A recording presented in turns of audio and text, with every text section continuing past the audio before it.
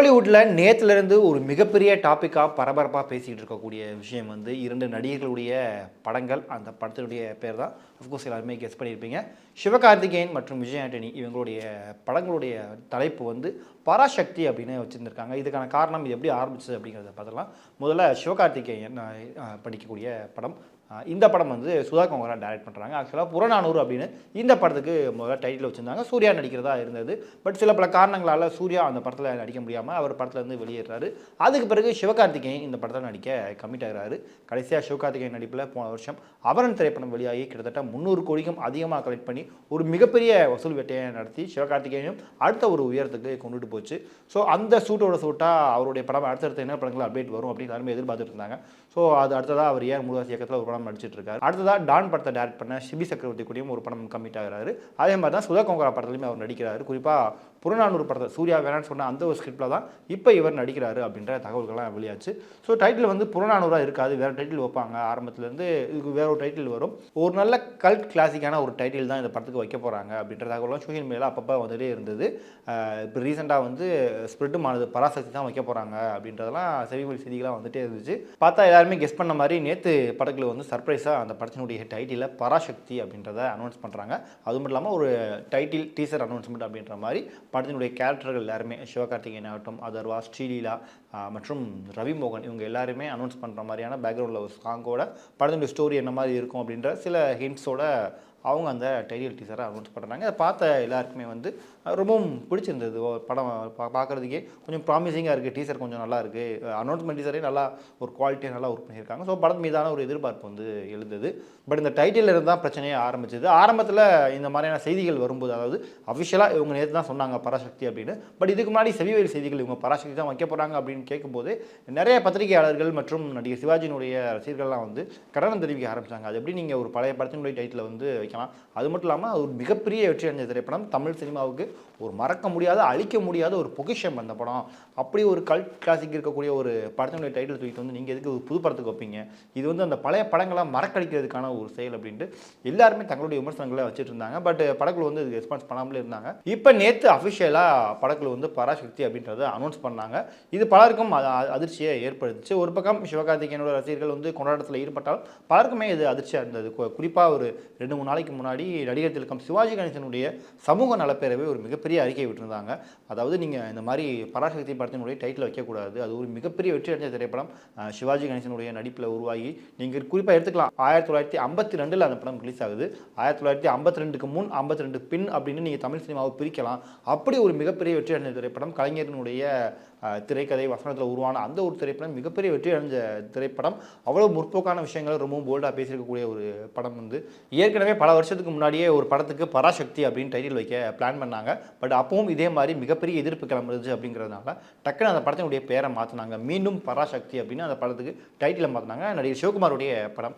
இந்த மாதிரி காரணங்களை சொல்லி நீங்கள் வைக்கணும், இல்லாட்டி சிவாஜி ரசிகர்கள் வந்து கண்டிப்பாக போராடுவாங்க, இதுக்கு எதிர்ப்பு தெரிவிப்பாங்க அப்படின்னு ஒரு அறிக்கையும் வந்தது.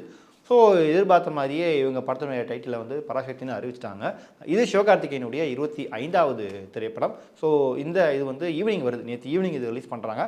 பட் நேற்று மார்னிங்கே இன்னொரு படம் நடிகர் விஜய் ஆண்டனி நடிக்கக்கூடிய அவருடைய 25வது திரைப்படம். இயக்குனர் அருண் பிரபு அந்த படத்தை டைரக்ட் பண்ணியிருக்காரு. விஜய் ஆண்டனியே தயாரித்து இசையமைச்சு அவர் நடிக்கக்கூடிய ஒரு திரைப்படம். அவருடைய 25வது திரைப்படம் தான். 2 படங்களுக்கும் இந்த ஒரு ஒற்றுமை இருக்குது. 2 பேருக்குமே இது 25வது திரைப்படம். அந்த படத்தினுடைய டைட்டில் வந்து தமிழில் சக்தி திருமகன் அப்படின்னும், மற்ற மொழிகளில் அதாவது ஹிந்தி, தெலுங்கு, கன்னடா இந்த மாதிரியான மொழிகளை வந்து பராசக்தி அப்படின்னு அந்த படத்துக்கு டைட்டில் வச்சுருக்காங்க. இது பலருக்குமே இதாக இருந்துச்சு.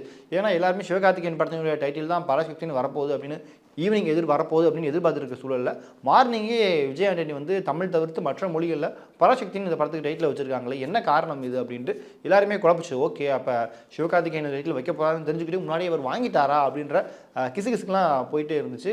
சரி, ஓகே, ஈவினிங் வெயிட் பண்ணி பார்ப்போம், இந்த படத்தின் டைட்டில் என்ன அனௌன்ஸ் பண்ணுறாங்கன்னு பார்ப்போம் அப்படின்னு வெயிட் பண்ணி பார்க்குறப்ப தான் தெரிஞ்சது இவங்களும் பராசக்தி அப்படின்னே அறிவிச்சாங்க. இப்போ தான் ரசிகர்களுக்கு குழப்பம் ஏற்படுச்சு.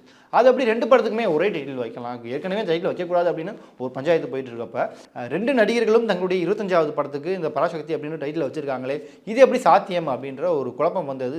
இது 2 படத்தினுடைய ரிலீஸையும் பாதிக்காதா, வசூலை பாதிக்காதா அப்படின்ற ஏகப்பட்ட தகவல் வந்துச்சு. சரி, யார் இதை மறக்க போகிறாங்க அப்படின்னு எதிர்பார்த்துட்டு இருந்தப்ப முதல்ல விஜய் ஆண்டனி தன்னுடைய எக்ஸலத்தில் அந்த அறிக்கையை கொடுக்குறாரு. அதாவது the South Indian Film Chamber of காமர்ஸில் விஜய் ஆண்டனி போன வருஷமே, அதாவது 22/7/2024 அந்த தேதியிலேயே இந்த பராசக்தி அப்படின்ற டைட்டிலை வந்து அவர் பதிவு பண்ணி வச்சுருந்துருக்காரு.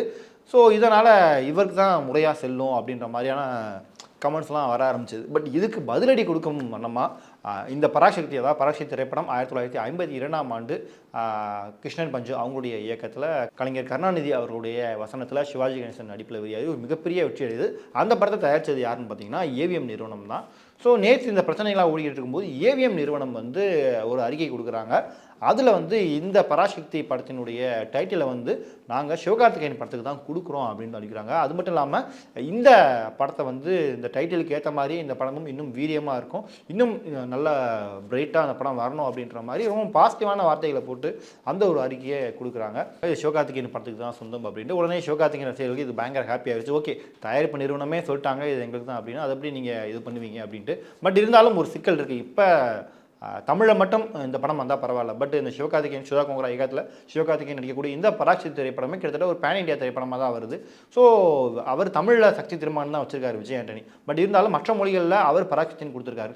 மேபி இந்த படங்கள் ரிலீஸ் ஆகிற சமயத்தில் இது மற்ற படங்களுக்குமே ஒரு சின்ன போட்டியாக தான் பார்க்கப்படும். குறிப்பாக வசூல் மற்றும் ஆடியன்ஸ் மத்தியில் ஒரு குழப்பத்தை ஏற்படுத்தும். ஸோ இது அடுத்த கட்ட நடவடிக்கைகள் இந்த படம் பேரை மாற்ற போகிறாங்களா இல்லை என்ன வரப்போகுது அப்படிங்கிறது தெரியலை.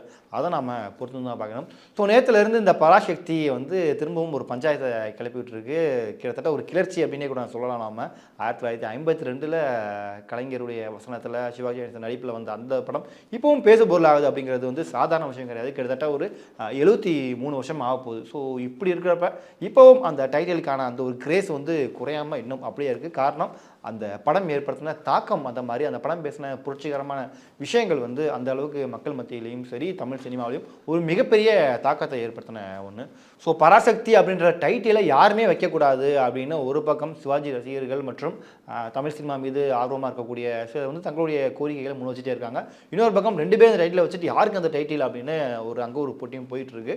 இதில் கூடுதல் தகவல் என்ன அப்படின்னு பார்த்தீங்கன்னா, இந்த 2 படங்களுக்குமே ஒற்றுமை இருக்காது. 2 பேருக்கும் 25வது திரைப்படம் அப்படிங்கிறது எல்லாருக்குமே தெரியும்.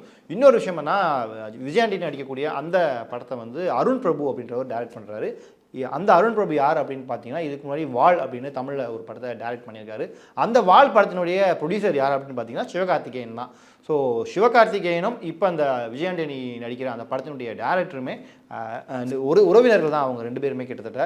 ஸோ இப்படிலாம் நிறைய ஒற்றுமைகளும் படத்துக்குள்ளே இருக்குது. ஸோ இந்த பஞ்சாயத்து எப்படி முடிய போகுது அப்படிங்கிறத நாம் பொறுத்து வந்து பார்க்கலாம். இந்த வீடியோ பார்த்துருக்க நீங்களும் இந்த பராசக்தி டைட்டில் பற்றி என்ன நினைக்கிறீங்க அப்படின்ற உங்களுடைய கருத்துக்களை மறக்காமல் கீழே கமெண்ட் பண்ணுங்கள்.